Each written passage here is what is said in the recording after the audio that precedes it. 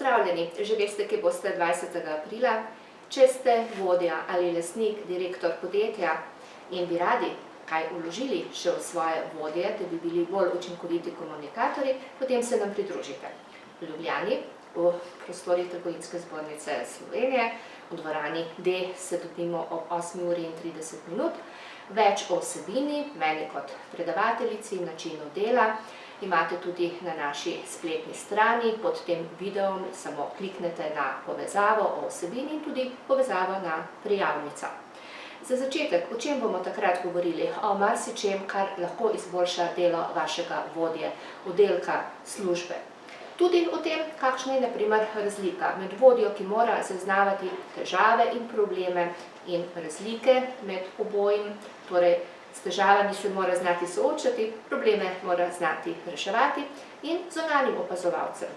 Zunanjim opazovalcem, ki vam lahko nalije čistega vina, je približno tako kot s kapitanom, ki z ladjo potuje mimo ledene gore in vidi, kako se le-ta počasi potaplja.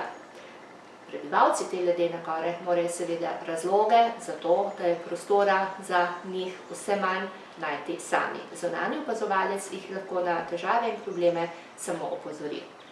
Nedovoljene oblike komuniciranja, torej vodja je tisti, ki mora prvi zaznati oblike komuniciranja, ki lahko potopijo organizacijo, kar smo konec koncev priča tudi v mnogih primerih našega zdravstva.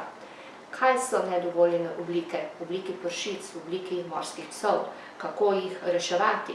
Veliko vaj tudi z področja filtrov in prepričanj, ki so lahko pogubna za vodenje delovne skupine. Vsem tem bomo govorili na celodnevnem seminarju, se tudi prijetno družili. Na vas je torej le še klik ali akcija. Prijave sprejemamo do petka ta teden. Dobrodošli v naši družbi.